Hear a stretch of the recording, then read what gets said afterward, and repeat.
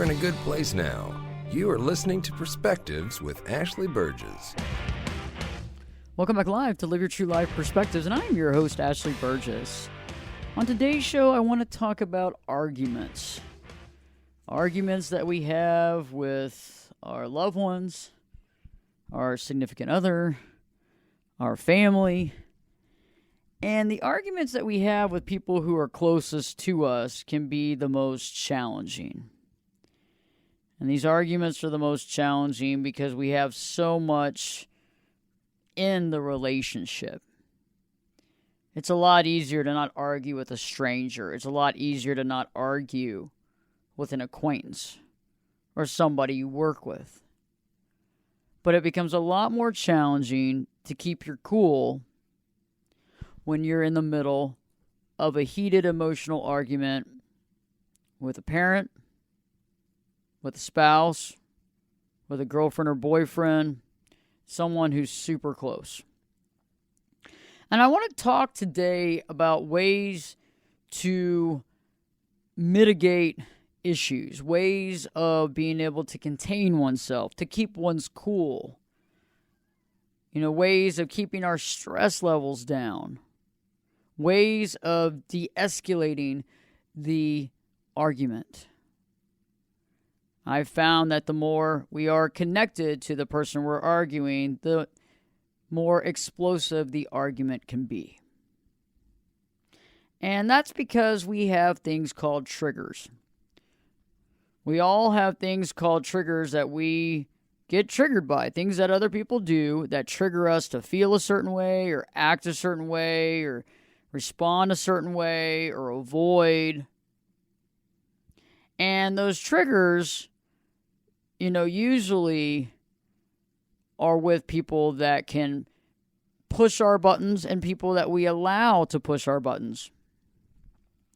When we look at the family dynamic, many of you listening maybe have quite a interesting relationship with a parent, and sometimes things can be good and sometimes things can be really bad. With a spouse or significant other, things can be good and things can be challenging. And one of the first things that I want to talk about is if you have someone in your family or a spouse or a significant other who has a tendency of going into anger or explosive anger or rage, a lot of times when we're dealing with certain folks, they get extremely angry and then they want to downplay or throw away everything. And I'll give you a good example. For example, there's an issue and you're trying to have the conversation with the other person, and eventually, they give you the F-bomb and they tell you they don't want to see you, they don't want to see your family, they hate your family, they hate this, they hate that, they hate this about you. And that can be challenging not to jump in on that conversation to defend yourself. And it can be challenging not to get into the conversation to continue the argument. I found, though, that there's many people that when they get angry, usually when they're upset, when they feel slighted, when they feel that you don't care, they come out swinging. Not physically. We hope it's not physical violence, but I'm talking about verbal swinging as far as basically burning down all bridges. And what I found is that it can be challenging to sit back for that 10 or 12 minutes of this display of just kind of, on edge display. But at the same time, if we're able to sit back and allow this person to go off and not jump into the argument, we actually safeguard ourselves. We also, which is very interesting, by doing this, we also make it where the argument isn't about us. So remember, when somebody is arguing and fighting and you say something and they come back, well, I don't even care. I don't care about you. I don't even like you, whatever. A lot of times it's like, wait, why are you saying that? And that's rude, and stop saying that about me. And we get all into it, and we own it, right? We own the argument. All of a sudden, when somebody's saying stuff to you that might not have any bearing, might not hold any water, all of a sudden we begin to own that reality because we take that personally. We take that argument personally, and we begin to almost accept that as our own. And I want you to think about that. When somebody finds something or starts yelling at you, when somebody starts arguing or yelling, the only reason it's directed toward us is if we allow it to be directed toward us. Now, it can definitely feel that this person is directing it toward us, but it isn't really directed as far as it's not owned by us until we accept that reality and fight back. Okay, because a lot of times when people are arguing, they're generally arguing, they're just generally anger. And their anger is they're unable to hold on and calm themselves down, that they have to, verbally vomit around anybody that's there. And so I really want you to take a moment to think about this, because many of us are owning that verbal vomit. We're owning somebody else's verbal vomit by accepting that reality, jumping in on the argument, fighting the person. What about this? What about this? That's not true. That's not right. That's not me. You're being mean. And we're actually owning it. And I know it's hard, because what I'm basically presenting to you at this moment is if you can begin to see what relationships in your life have taken this on, what relationships in your life are you dealing with this situation, what relationships in your life do you end up owning these types of arguments. And I'm sure that this relationship, it's probably maybe one or two relationships in your life. Many of my clients say, it's with their spouse or significant other, and they say it usually generally happens more often than not, or it can happen with a parent. And, it's interesting because it's kind of a program, and it really is. We have programs with ourselves and inside of our own mind, and then we also have programs when we deal with other people. So some people, when we deal with them, is on one program. Some people we deal with is on another program. So let me give you an example. Let's say like your programming between you and your boss and how you act towards your boss is probably very different than how you act towards your spouse. Significantly different. The way you act toward a friend and the way that you respond toward a friend is probably very different than the way that you respond to a parent. And the arguments and issues that you have and the way that you respond is very different as well. And the reason for that is we get into these patterns. So, for example, each person has a program, and each person responds the way that they respond, and usually we go down that same slippery slope and the same issue. So if I'm avoidant, and I've done multiple podcasts on attachment styles, and this is something that you really want to check out, are these attachment styles that are so important. And there's a quiz that you can look at for attachment styles, and I'll actually make a mental note for that, because we definitely want to put that in the description area here on the podcast.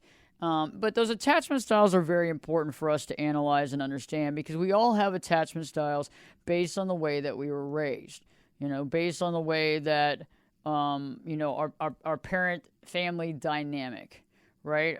On the family dynamic, the way that dad treated us, the way that mom treated us, the way that we felt like we were taken care of or not taken care of. These are very important things to think about, and a lot of us don't realize how important this is to understand. And I believe that these attachment styles, the way that we have these attachment styles with our family and how we were raised directly relates, until we actually work on ourselves, directly relate to every single relationship we have, every interaction we have, and how we interact with other people. It's very important. So, when you look at those attachment styles, and you can go back and check out some of those podcasts, I think we also have some videos as well. If we're dealing with someone that's anxious, we're usually feeling pretty down or abandoned. It's interesting, because if you look at anxious, and anxious is very interesting. Anxious is, it's somebody that's a little more sensitive, right?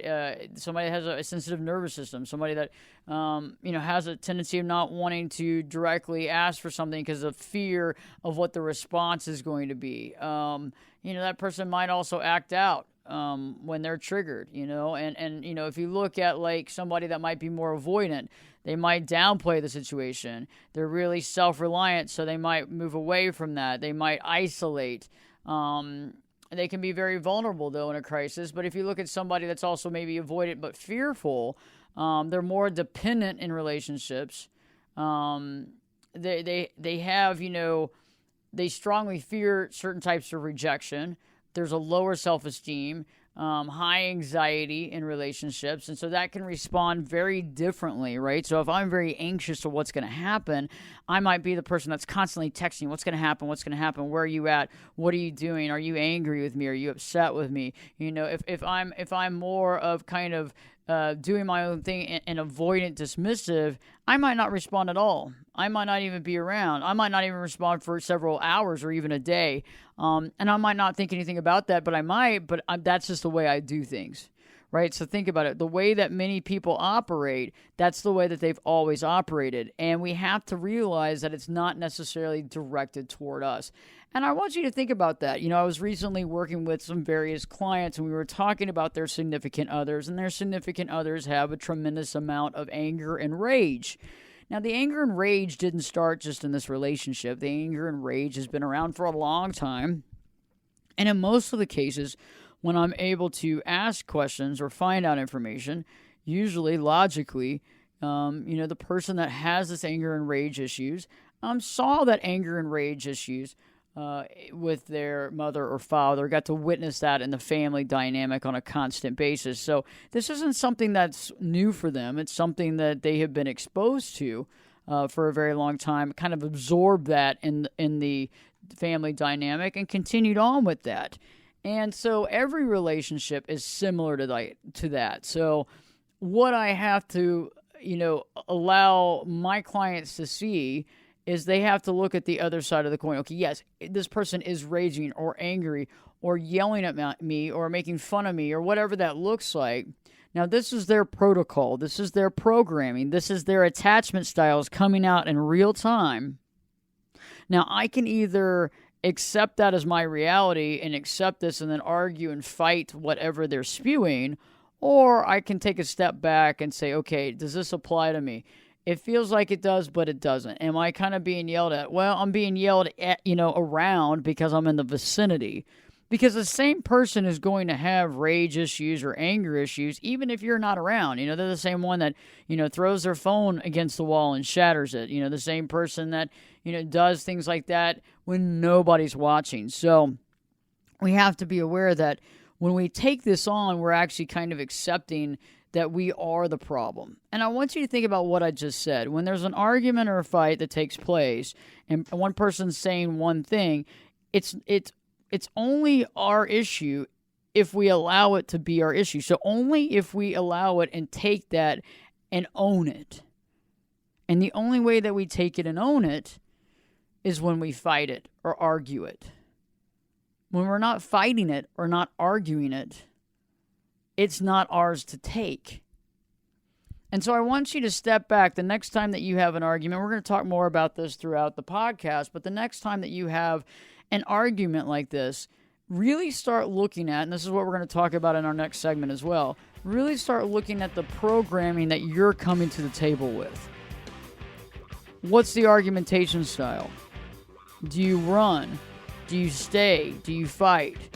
And we're going to talk more about that in the next few minutes because this is going to really help us to understand why we kind of keep going down this same road and why we keep getting the same response. Stay tuned. Live Your True Life Perspectives with your host, me, Ashley Burgess, will be back in. I'll be back this time in 2 shakes.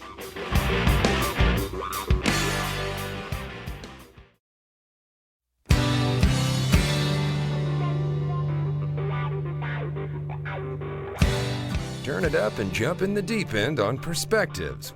Now, here's Ashley. Welcome back live to Live Your True Life Perspectives, and I'm your host, Ashley Burgess. On today's show, I'm talking about attachment styles and argument styles, the type of programming that we have when we deal with certain people in our lives. And right before the break, I was talking about arguments that we have with people who are very close to us. And usually that other person has their programming and they go down the same path they do in every argument, just as the same as we probably do. And if you're dealing with somebody that has anger issues, and it's almost as if they fight you, you might say something, they go after you, they fight you. For example, maybe, oh, I hate you, or I hate your family, or this or that, and, whatever that looks like. a lot of times in that moment, they are just saying whatever they're saying in the moment, but that's not really how they truly feel, or they wouldn't be in the relationship really to begin with anyway. And so basically, their anger is getting the best of them. And what happens here is that we allow their anger to get the best of us, right? So we allow their anger to essentially get the best of us. And when we let their anger get the best of us, what we do is we own it, right? We own it. We go, okay, I'm going to jump in this fight. I'm going to get in this. That is not me. Don't say that about my mother. Don't say that about my father. Da-da-da-da-da. They are not bad people, whatever that looks like. When in reality, this person is letting off steam and not in the healthiest way. But now we're going down that path with them and allowing this kind of verbal diarrhea to be somewhat justified, because it's like if somebody's saying something to us that has no justification, if somebody's saying something to us that literally makes no sense, do we feel as though we have to respond? I mean, think about it. Okay, let me give a good example, something kind of random. If somebody says, hey, the sky is whatever color, some color that it's not, okay? Do you sit there and have to refute that and go, oh no, let's talk about the actual color of the sky. You need to get your research here. Let me go here and tell you about. We don't argue that. If somebody says something asinine, do you sit there and argue something asinine? Or do you just kind of let them kind of just calm down, take off some of that steam, and then, you can laugh about it later. And that's really a lot harder than easier, because many of us have been so programmed to fight the fight, no matter how asinine the fight is. And that's the biggest problem. That's the biggest problem, is us having to deal with that and having to fight that fight, right? And it's like, why am I assuming that I need to fight the fight? Why am I assuming that this has anything to do with me? Why do I feel that I have any rebuttal necessary? I mean, there's many things that people say, and I don't sit there and even comment at all. And sometimes I actually allow them to find the funniness in their own situation. If I stay quiet long enough, either they're going to stop or they're going to begin to see how asinine what they did say. Maybe they might laugh. Maybe they just might be quiet. But either way, I don't need to rebuttal.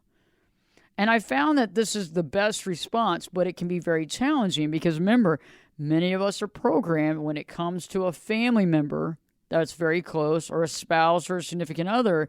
We're programmed to fight that fight because we've always done it. We've always fought the fight. We've always gotten into the trenches, no matter how asinine it is.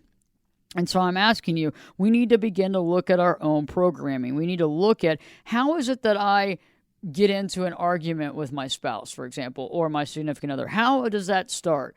And if you are the one that's more mild-mannered and it seems that you become reactive and triggered by what they're saying, this is a perfect show for you to really think about this, because we're going to walk through exactly how you handle an argument. Because many of you might say, well, I leave, or I do this, or I do that. And I know we're all trying to do the best we can, but sometimes the things that we're actually doing can trigger the other person to get even more out of control. And I know that's not what you're wanting here. I know that none of us want other people to get fully out of control. That's not what we want. We want to calm people down. And so that's why today's show is so important, is to figure out how to do that and look at ourselves and our actions to be sure that we're doing the right things as well.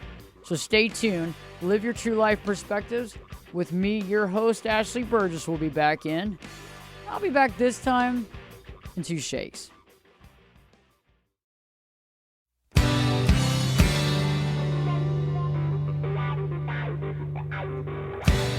This is Jake Busey, and you're listening to Perspectives with Ashley Burgess.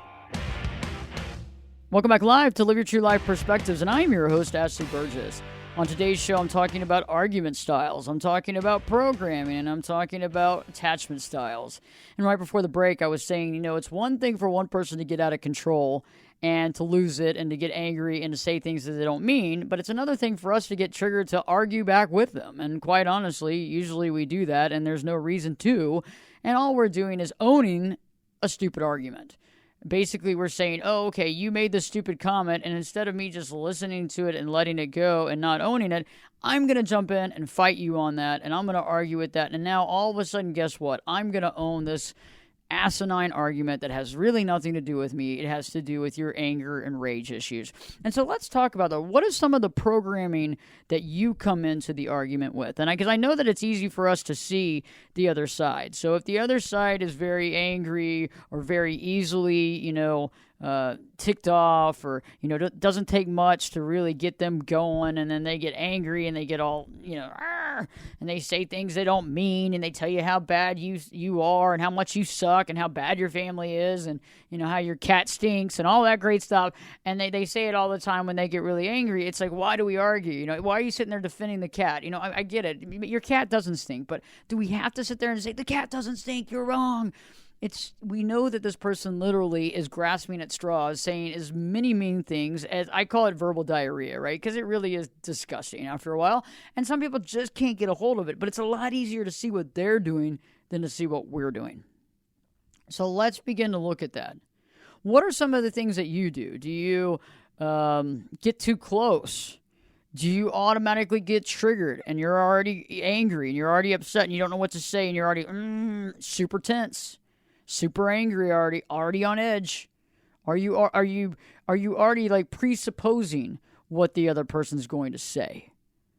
Many of us have already, okay, here she goes again, or here he goes again. He's going to say something about my kid. He's going to say this. He's going to say that. He's going to go after my kid from a previous marriage, or maybe make a comment about this, or say something about that, or she's going to say something about this. So we're all waiting for something big to happen, and we're all ready for that. We're all on edge and triggered to get super angry.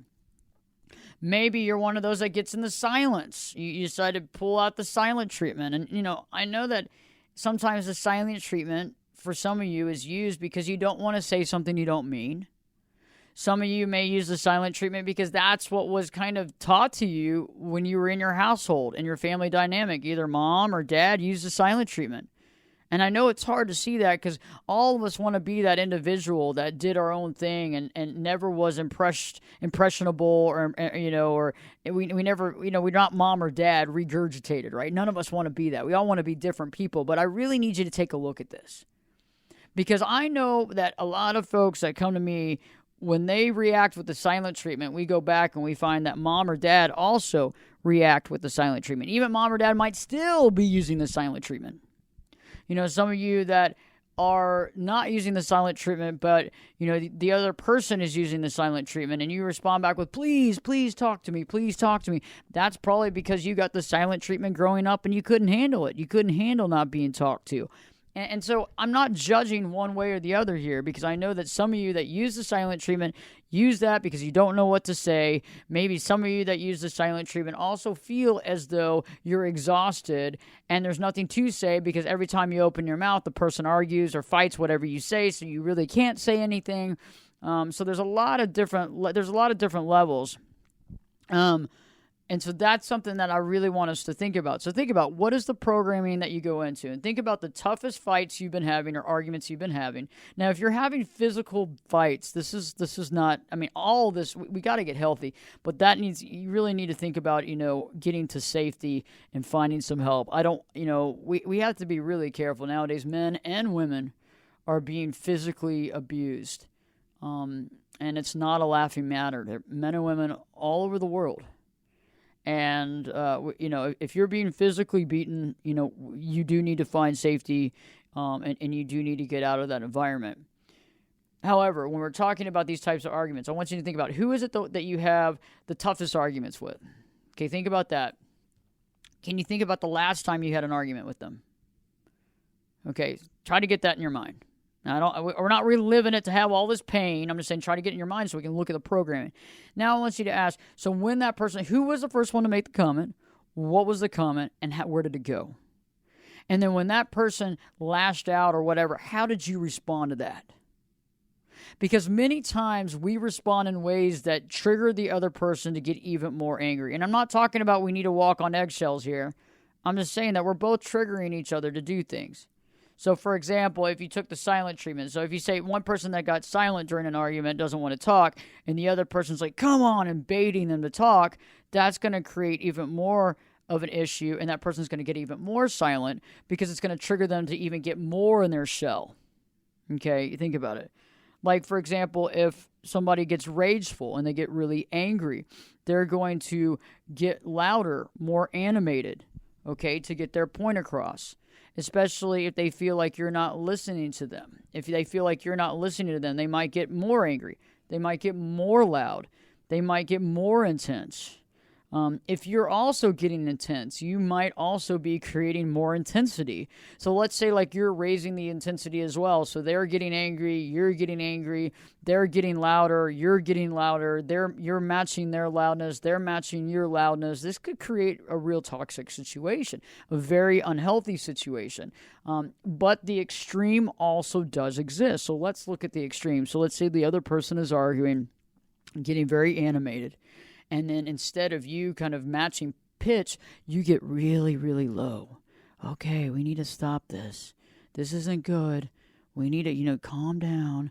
That can actually trigger a person even more so because it almost feels like you are manipulating them in their mind.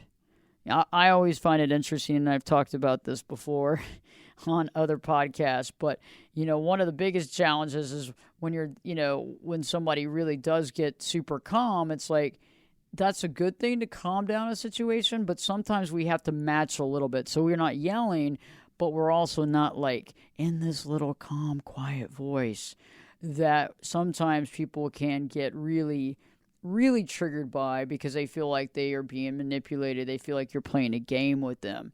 And so we have to be really smart about how we respond, but it's not just about how we respond and how they respond. It's about how did we learn some of these response behaviors? How did we learn some of these behaviors? How did this come to play? How did some of these responses become part of our daily activity? Like, look at it. How did some of these things become part of how we act in an argument? And if you look back at it, I'm assuming you're going to see that some of these things that you do in every argument. I know that I've had some clients say, yeah, I would just leave. I would leave, get in my car, and go. And I said, but the thing is that it's one thing to leave. It's a different thing to say, I'm getting the heck out of here, slamming the door, jumping in the car, spinning the tires. That's a totally different thing.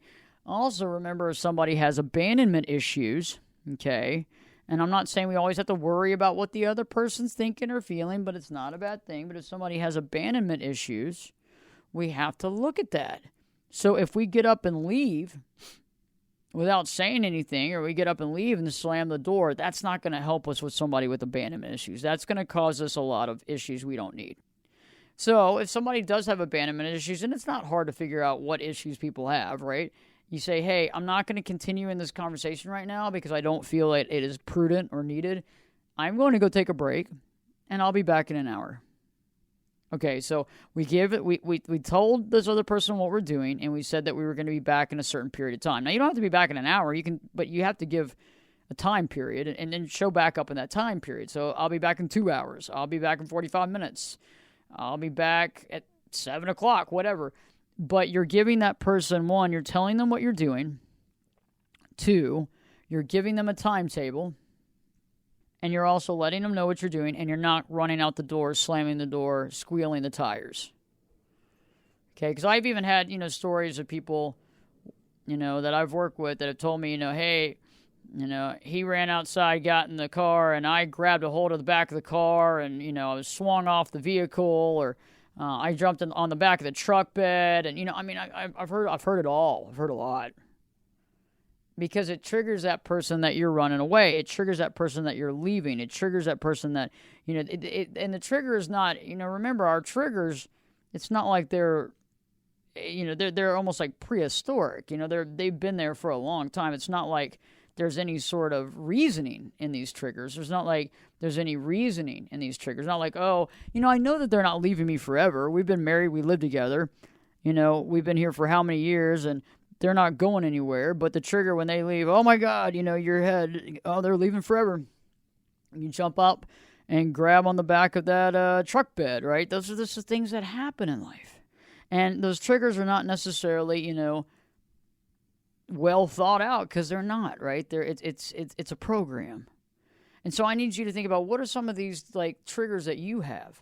And if somebody argues with you, why do you get angry back? Why do you say that? Why do you fight back? Why do you need to fight back on something that is asinine? But see, a lot of times that when people say something negative or derogatory, they say something that we actually don't know is not true or false. So some of the things that they say about us hurt us because we actually have an insecure thought process about ourselves, or we have actually thought that thing about ourselves before, or we've been told that before about ourselves. Right? Think about it. Because if you know that you're a good person and you didn't do X, Y, Z, and somebody's saying you did it, and you know it for a fact, you're going to be like, whatever. You know what I mean? Whatever. You're going to walk down that road again. I'm not interested. I know my truth. But when we don't really know our truth, and we question our truth, when somebody says that we're not good enough, or we've done something, whatever, or they're going to leave, or whatever, we don't know our value, that's when we start getting angry or freaked out. Somebody say, I'm going to divorce you, I'm leaving you, you're a horrible person. I mean, we have to get to the point where we know our value. We have to get to the point where we're okay on our own, which all these things take time and work. And then it's like, why am I arguing something, especially if you know that this person goes down this program more often than not? Especially if this person is going down the same program more often than not, because that's telling us that this is the way that they fight. This is based on attachment style. So if somebody's constantly telling you they're going to get a divorce, that's their security. A lot of times when people say, I want to divorce you, I want to leave you, I'm tired of this relationship, I want to get out of it, usually what they're wanting you to say is, oh no, please don't leave me. Oh, please don't leave me. No, let's work it out. Okay, that's what they're wanting you to say. You don't have to say that, but that's what they want. But a lot of times we get triggered to say, fine, go then. Get the hell out anyway. Right? And then they get fired up, and then their abandonment issues get all fired up. Then they say really nasty things. Right? So we just keep, what we have a lot of times here is we're matching each other's issues. We're matching each other's programs, but just in the opposite form. And this does not add to healthy conditions, right? This does not add to healthy conditions. This creates static. And we have to be able to communicate so well to eliminate this type of static. Because that's what it is. It's programs based on top of a program, based on a program, based on an interaction of a program. And it's two people holding up to their things that they want to hold up to, that they want to live by, that they don't want to change, and how that impacts both people. Right? And so I want you to think about that. Start analyzing, when you're in an argument with this person, how do you respond? Okay, how can we make some of those changes? One of the things that I advocate is to step back. I need you to physically step back just to analyze things. Like just a small bit, but just enough that you say, okay, I'm taking Ashley's thoughts into consideration. Right now I'm going to take a step back because the closer I'm into this, the more I feel like I'm in some sort of actual fight, which is true, right? Think about it. It's like the first thing you want to do is get a little bit of the lay of the land, step back enough to see things clearly. And then if you're listening to them, listen to what they have to say. You don't have to take it to heart. And we also don't have to argue it, meaning that we don't have to take it to heart, because if we take it to heart and we argue it, we're saying, oh yeah, virtually, yeah, you're right. This is true. What you're saying is true. And I'm going to fight you for it. That's just not, somebody saying, hey, you're this or that. Why do we have to fight? Why do we have to defend ourselves knowing that this is something that happens more often than not, and this is the defense mechanism, and this is how someone normally turns the argument. Think about it. So there's an argument that's going on about one particular thing. The person turns it around on you, right, and starts saying some things about you that's nasty. You start defending yourself, right? And then all of a sudden this comes about your problems and your issues and you trying to defend yourself. And the big issue that was the argument is no longer talked about. And it's not at all resolved. It's not at all resolved. Right? And that's where a lot of you are right now. That program. We're going to fight. We're going to fight. We're going to do our thing. We're going to do our normal programming. And then guess what? Nothing's resolved. And we rinse and repeat. And so I want us to start looking at how can we begin to resolve these issues? How can we begin to have some clarity where we can actually sit back and go, okay, I see this is her normal response. Now I'm going to step back and I'm going to let her just do her thing for 5-10 minutes, even though it's not the most fun to listen to. And then I might come back with a comment, or I might not say anything, and see if they can resolve their own anger, and let's go back to the actual reason why we were having this conversation in the first place, to actually work on some resolve. That's going to be helpful for you. Stay tuned. I have a bit more here in the podcast. Don't miss it. Live Your True Life Perspectives with your host, me, Ashley Burgess, will be back in. I'll be back this time in 2 shakes.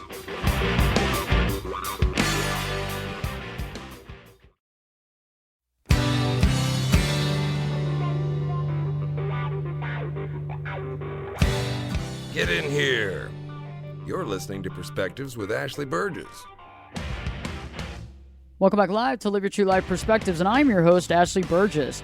On today's show, I'm talking about arguments and programming and how we get into that same similar programming, argument after argument, especially when it's with a significant other or a family member, somebody that we get emotionally triggered by. And right before the break, I was saying we need to start looking at our own things that we bring to the table in an argument. Most often, it's a lot easier to see what someone else is doing than to see how we are operating, and to also analyze how our responses can also add an aid and abet and more triggering to the other person. Now, let me get one thing clear. I'm not saying that we're supposed to walk on eggshells. I'm saying, though, that we need to understand how we impact others and then how that impacts the argument.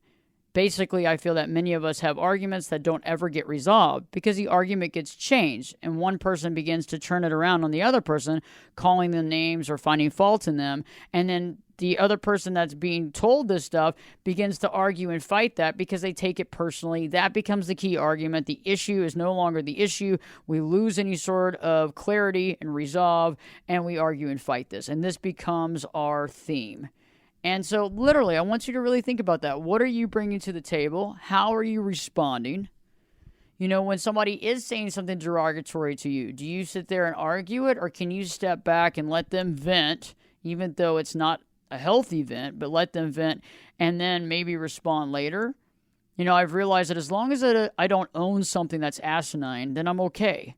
If somebody comes at me and attacks me verbally, it's only if I start getting into it, yelling and screaming back at them, that now I own it. But if I don't own it, I don't own it. I just look at them like, okay, I hope, are you done yet with your diatribe?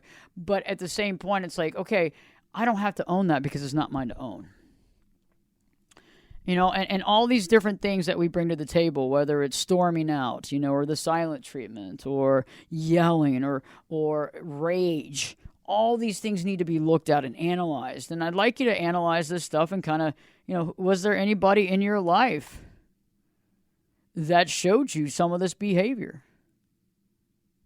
I mean, that's a big one. Because this doesn't have to be you. You don't have to be that way. It doesn't have to be that all the time. We don't have to rage. We don't have to get to that level. We can start beginning to slow down. So if you are a rager and you do get angry, try to stop going down that rabbit hole as fast as you can. Catch it, because your tendency is to yell and scream and to say things you don't mean. And some of those things really hurt. But on the flip side, if you're the person that goes after them and fights them for what they said, why are you fighting them? It's not like they're listening to you anyway. And so analyzing that can be very helpful, and it can also help you to slow down these types of arguments and to not be so triggered. Because if we can minimize our triggers, we can really get on top of our life. If we can minimize our triggers, we begin to understand who we are even more. And the only way that we minimize our triggers is by learning about ourselves and really seeing who we are in every situation. In some of these situations, we might not want to see everything, but this is very valuable for our growth. Because as we grow, we learn. And the more we learn, the more we're able to understand other people, but better yet, we're able to understand ourselves, create happiness, create joy, work on things that we might not need in our life, really analyze those types of things and work hard to make things better. Check out my YouTube channel when you get a chance. Go to YouTube. Just put in Ashley Burgess, Ashley, Berges. We have new video content up every week. We also have options for memberships on the YouTube channel. We also have a new membership option on the website, Ashley Burgess, all exclusive content as well. Also, we have a new TikTok up as well, so if you like TikTok, go check out TikTok. It's shorter versions of a lot of the videos that we put out there on YouTube, so that can be very helpful. Also, new blog posts up every week on ashleyburgess.com. So check out those. So if you prefer the written word over video, you have that option as well. Also, the podcast. Check out the podcast. Podcasts are everywhere that podcasts are. So everywhere that you listen to a podcast at, we are there. Just go to Live Your True Life Perspectives. You can find it. You can subscribe, and you can know when each podcast drops, and that can be very helpful. If you like Apple, we're on Apple. If you're on Spreaker, if you're on Spotify, we're all there. So check it out. So it's either under my name, Ashley Burgess, or check out Live Your True Life Perspectives. We're on Amazon, too, which is cool, too. And you can listen to the show there, I think, on Alexa and all those different options as well. We have a great show coming up for you next week. We had new video content that we're uploading on YouTube today. Great stuff going out there, new members videos as well. And in the meantime, it's up to you to really learn about yourself, to take in all the necessary information you need to better understand you. Once you better understand you better understand what you stand for. Once you understand what you stand for, you have a better clarity of purpose. And purpose is ultimately knowing exactly who you are. I appreciate you. Take care. See you next week. Live Your True Life Perspectives with your host, me, Ashley Burgess, will be back in, and I'll be back this time in 3 shakes.